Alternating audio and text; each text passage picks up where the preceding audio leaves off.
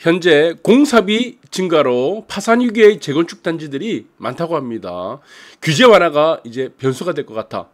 그래서 9일날 규제 완화에 대한 공급 대책 이런 모든 것들이 발표가 된다고 합니다. 그래서 이것이 지금 위기에 놓인 재건축 단지에 한 비라도 숨통을 튈 수 있는 기회가 어쩌면 될지도 모른다는 생각이 듭니다. 우리는 둔촌주공 판박이 아닙니다. 지금 그래서 조합장들이 전국에 있는 조합장들 지금 공사비 인상이죠. 진땀을 빼고 있습니다. 조합장들이. 그래서 지금 재건축 마찬가지입니다. 재개발도 마찬가지겠지만 공공이고 재건축 같은 경우는 사업이죠. 민간 사업입니다. 민간 사업. 사업의 목적이 무엇입니까? 자선 봉사하는 게 사업의 목적이에요? 아니요. 돈을 벌기 위한 겁니다. 돈을 벌기 위한 것이 뭡니까? 재건축 사업이죠. 똑같습니다. 민간 사업인.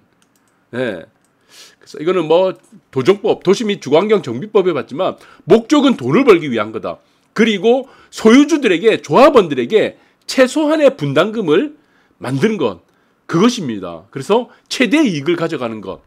그리고 일반 분량을 최대한 늘려서 조합원들의 어떤 분담을 지금 부담을 줄이고 이익을 극대화하자. 그것이 바로 재건축 사업이죠. 그래서 밑에 보시면은 노량진 4구역이 있습니다. 노량진 4구역은 일반 분양 수입을 확대해서 지금 난리가 났죠. 조합들.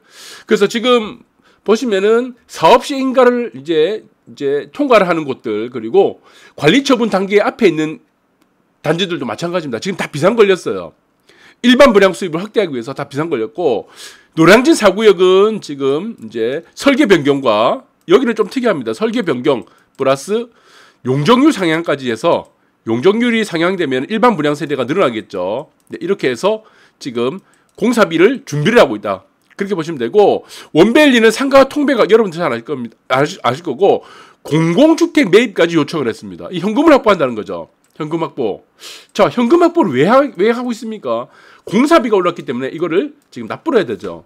이걸 납부하지 않고 금융비로 조달하게 되면 이자가 눈덩이처럼 늘어나게 됩니다. 그래서 조합원들에게 막대한 피해가, 그리고 조합원들에게 엄청난 분담금이 지어지기 때문에 조합장들은, 전국의 조합장들은 지금 난리예요.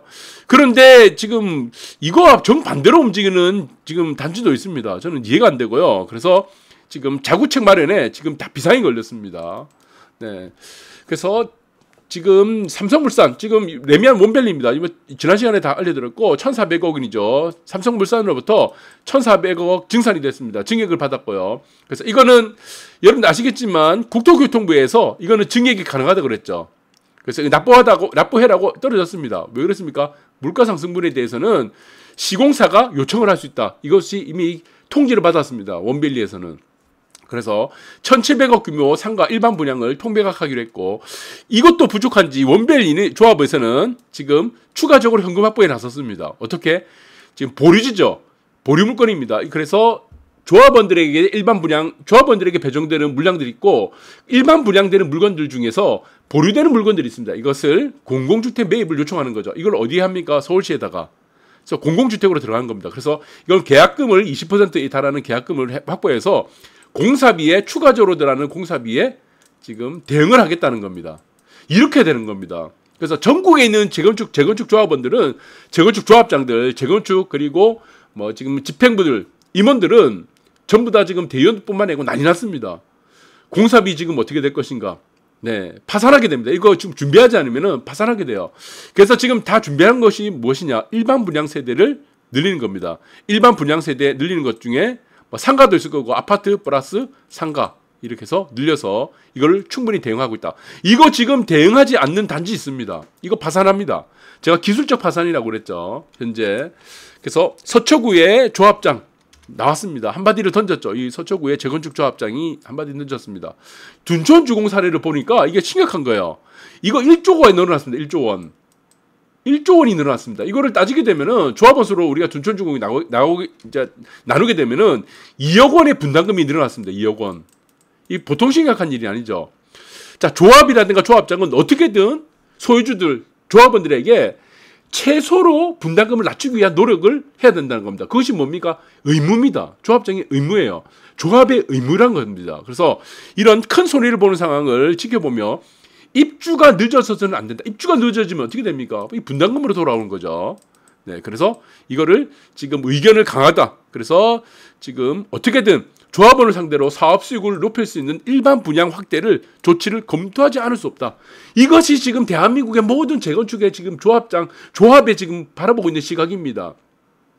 근데 어떤 단지는 보시면 업체들 끌려가면서 네, 그래서 무슨 장밋빛 정만만 계속 얘기를 하고 아무것도 모르고 네, 그래서 선동하고 사람들이 다 세뇌돼서 무슨 고급합니까? 지금 상황이 이런 상황이 아닌데 일반 분양 어떻게 늘릴 것인가를 지금 얘기를 해야 된다는 겁니다. 그래서 지금 이제 9일날 대책이 발표되는데 두 가지 투트랙입니다. 250만 원 플러스 알파에서 주택 공급이고 그다음 규제 완화가 있죠. 이거는 지금 재건축 네, 안전진단입니다. 안전진단. 네, 재개발은 안전진단 없습니다. 안전진단 이게 1번이고 그 다음에 무엇입니까? 그 다음에 진행되는 것은 이제 재초안이죠. 이것도 마찬가지입니다. 재건축에만 있습니다. 재건축 안전진단은 구조 안정성 점수가 50에서 30% 늘어나게 되면은 이거는 웬만한 30년 넘어가면은 단지들은 이제 재건축이 가능합니다. 거의 가능해요. 30년만 넘어가게 되면은. 그리고 재초안은 말씀드렸습니다. 재초안은 수정을 하면 안 되죠. 재초안이 주택 공급을 가로막는 1번입니다. 그래서 자꾸 이거를 애매하게 지금 정책을 짜면 안 된다는 얘기가 이겁니다. 재초안은 그냥 없어져야 돼요. 이거는. 없애면 되는 겁니다. 무슨 수정을 합니까? 그러니까 쓸데없는 짓을 하면 안 됩니다. 재초안이 왜 들어갑니까? 미시런 이익에 대해서 무슨 세금을 냅니까? 그래서 이거는 그냥 시원하게 그냥 없애는 방향으로 좀 고쳤으면 좋겠습니다. 헛짓거리 좀 그만하고. 네, 그래서 자 여기서는 일단은 주택 공급에 대해서 한번 알아보도록 하겠습니다. 재건축 규제 완화죠. 뭐 안전진단뿐만이 아니고 정비 안전에 포함되어 있습니다. 네, 재건축 초과이익 환수 이거를 이제 낮추게 되면은 어떻게 되겠습니까? 네, 지금 이제 사업을 빨리 할 수도 있고, 그 다음에 재초안이 기준이 완화되니까, 이 부분도 재초안이 마찬가지입니다. 이것도 분담금의 일종이에요. 사업성은 좀 더 늘어나게 되겠죠. 그 다음에 여기서 중요한 거는, 뭐 일기 신도시들이 어떻는지 이것도 공급 확대하겠다는 겁니다. 여기서 특징적인 것은 역세권입니다. 역세권. 그래서 역세권 고밀 개발하겠다는 겁니다. 그러니까 삶의 질을 아파트에서 높이겠자 이거죠. 외곽에 있는 아파트, 비엑스권에 있는 아파트, 고바위에 있는 아파트는 저는 심각한 타격을 받을 거라 보고 있습니다. 네, 그래서 아파트의 용적률 500%까지 올린다고 합니다. 이 부분을 500%까지 옮기게 되면은 사람들의 관심사는 역세권으로 거기다가 조망까지 어우러지는 아파트가 있다면은 엄청난 양극화가 될 수도 있다. 이렇게 보고 있습니다. 그래서 역세권 용적률 500%까지 올린다. 이게 저는 아주 지금 보시면은 도심에 공급을 하는 측면에서는 이것이만큼 좋은 게 없습니다. 네, 도심 공급. 그러니까 지금 1기심 도시든 지금 이제 만들어진 3기심 도시, 4기심 도시, 5기심 도시 이런 시리즈는요. 어땠습니까? 정비 기반 시설이 안 돼 있습니다. 기반 시설이 안 돼 있죠. 그러면은 사회적인 도로도 깔고 지금 KTX 지하철도 만들어야 되고 네. 그래서 GTX 만들어야 되고 사회적 비용이 너무 크기 때문에 차라리 도심의 용적률 500%를 역세권 만들면 된다는 거죠. 그래서 역세권이 뭡니까? 역세권. 자, 이거는 국토법이라든가, 예, 여러분들 잘 아시겠지만, 이거는 건축법, 그리고 도정법이 있죠. 이거 없습니다. 법에는 이게 나와 있는 게 없어요. 예, 이게 나와 있는 건 없고, 우리의 역세권에 대한 기준은 역세권, 네, 이게 좀 길자 잘못 썼는데, 역세권 개발 및 이용에 관한 법률입니다. 이용에 관한 법률. 여기에 딱 하나 있습니다. 예, 이 역세권에 대한 정의가 분명히 나와 있죠. 그래서 역세권 개발 및 이용에 관한 법률에 보시면은 역세권의 정의가 무엇이 되어 있죠? 네, 여기 있습니다. 승강기. 네, 그래서 승강기입니까? 이게 들어가고 나가고 하는 거 있죠. 네, 그래서 여기가 역세권에 출입구가 있습니다. 이게 지하로 들어가는 거. 네, 거기서 250m입니다. 250m. 그래서 250m 이내가 역세권이다 이렇게 보시면 될 것 같아요. 그러니까 삶의 질은 굉장히 커질 겁니다. 역세권을 중심으로 고밀 개발을 해준다 그러면은. 그래서 이것들은 앞으로도 재건축 재개발 밑에 있습니다. 네, 재개발 재건축의 활성화에 기대가 된다. 1기심 도시뿐만 아니고 그리고 재초안 부담도 이렇게 되면은 지금 현재 재건축 단지들에 있어서는 아까도 말씀드렸지만 큰 변화 중에 하나가 될 수도 있을 것 같아요. 1억 원 이상 상향. 차라리 없애는 것도 좋지만 없애야 됩니다. 그런데 자꾸 이렇게 눈치를 보고 지금 쓸데없는 걸 자꾸 망상을 하고 있는 것 같은데 만약 이런 부분들이 재초안이 만약에 완화가 된다 그러면은 자, 소유주들 그리고 조합원들에게는 상당한 부담 완화가 될 것 같아. 어차피 재초안도 분담금입니다. 이렇게 보시면 되고, 그래서 지금 만약에 지금 구조안정성이란 문제, 그리고 안전진단 문제, 제초안이란 문제, 자, 리모델링을 하는 이유 중에 하나가 이거죠. 뭡니까? 안전진단이 안 되는 거예요, 안전진단. 예.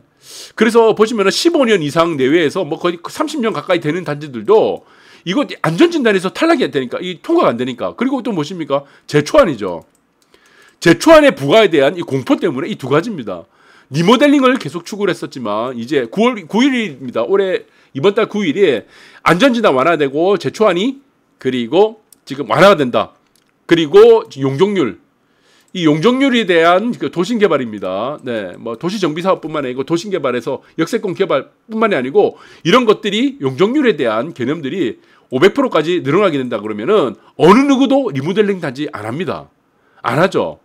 네. 뭐 옷 하나 새로 바뀐다고 이 단지가 바뀌는 게 아닙니다. 그래서 리모델링 단지의 가장 큰 문제는 네, 지금 건축비가 너무 비쌉니다. 건축비, 공사비가. 일반적으로 지금 뭐 650 정도에서 뭐 아주 지금 비싼 뭐 700 정도로 본다면은 리모델링은 공사비가 770 넘어갑니다. 770에서 800까지 지금 넘어가기 때문에 자, 이거는 리모델링 단지는 아주 큰 타격이 되고, 그럼 지금까지 리모델링 추진하다가 다 부러지겠죠. 중단됩니다. 이거 돈 누가 갚습니까?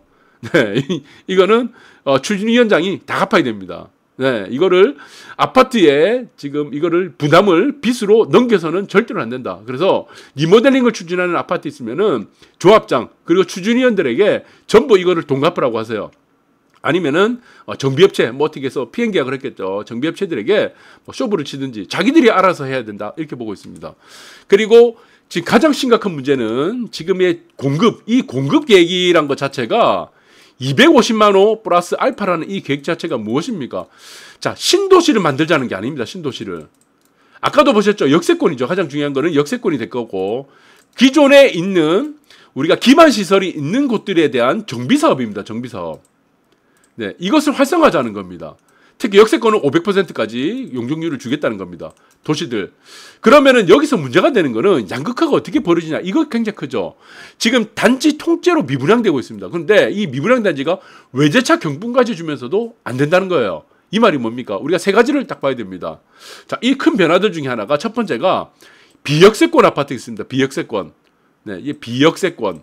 이 비역세권은 앞으로 상당한 지금 양극화에서 지금 탈락할 가능성이 크다.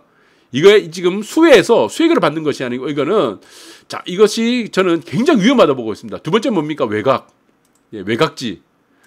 도시의 외곽지. 3번이 무엇입니까? 이 고바위. 이 3종 세트 아니면은 여기 하나라도 들어가는 아파트가 있으면은 지금 굉장히 위험하다. 왜? 사업성을 많이 주고 있죠. 지금 공급 200만 원, 250만 원 플러스 알파에 대해서는 사업성을 많이 주고 있습니다. 활성화시켜 주는 거예요. 용적률도 500%까지 활성화 주니까 사실은 지금 이런 조합에서는 분양가를 그렇게 공격적으로 안 올려야 됩니다. 그리고 마찬가지죠. 분양가 상한제도 지금 다 푼다고 하죠. 그러면은 지금 신축되는 아파트 단지들이 저는 크게 분양가가 올라가리라 보지 않습니다. 이미 지금 구역이 지정되고 기본계획이 수립되고 지구 단위기 확정된 곳은 지금 굉장히 위기에 몰렸죠. 어떻게 위기에 몰렸습니까? 공사비 올라가니까 그 사람들은 그 단지들은 어떻게든 사업성을 높이기 위해서 일반 분양 세대를 늘려야 되는데 지금 이제 추진하고 있는 재개발 재건축 같은 경우는 사업성이 특히 역세권인 곳은 사업성이 워낙 좋기 때문에 굳이 고분양가로 분양을 하지 않아도 된다는 겁니다. 네, 고분양으로 하지 않아도 된다는 거죠. 그럼 양질의 아주 싼, 네, 아주 저렴하고 양질의 아파트 공급이 많이 늘어나는데 그럼 상대적으로 어떻게 되겠습니까? 여기서 조망까지 보게 되면 엄청나게 되겠죠. 상대적으로 비역세권 외곽 고바위는 저는 이것이 일본 시장으로 갈 수 있다. 이거 굉장히 위험합니다. 자, 앞으로 이 단지들이 굉장히 위험하다. 여기서 하나라도 들어가 있다면은 저는 자, 이거 장기적으로 봤을 때 좀 생각을 좀 해봐야 될 것 같습니다. 그래서 지금 이제 위기에 놓인 재건축 단지들, 이 사업성을 빨리 일반 분양을 늘려서 사업성을 늘리지 않으면은 저는 파산을 한다고 봅니다. 기술적 파산이 아니고 실질적으로 조합이 파산할 수도 있다. 둔촌주공 사례도 봤을 겁니다. 네, 분담금이 2억이 순식간에 늘어나 버렸어요. 그래서 이런 부분들이 지금 만들어지고 있는 여러 가지 제초안이라든가 이런 부분들이 완화되고 앞으로 정비 사업을 하는 곳들, 재개발 재건축 이런 것들은 사업성이 늘어나기 때문에 여러분들 지금에 있는 조합장들 그리고 앞으로를 준비하고 있는 단지들 정비사업 단지들은 충분히 검토를 해서 네, 최고의 사업성을 만들고 네, 그래서 지금 철저한 계획과 원칙과 이런 부분들로 사업을 잘 만들었으면 좋겠습니다. 재건축은 무엇입니까? 사업입니다. 돈을 벌기 위한 것이 사업이다. 이렇게 보시면 될 것 같아요. 자선사업 아닙니다. 조합원들이 분담금 몇십억 내고 이거 없습니다. 그렇게 하면 파산한다. 꼭 교훈을 새겨들으시기 바랍니다. 감사합니다.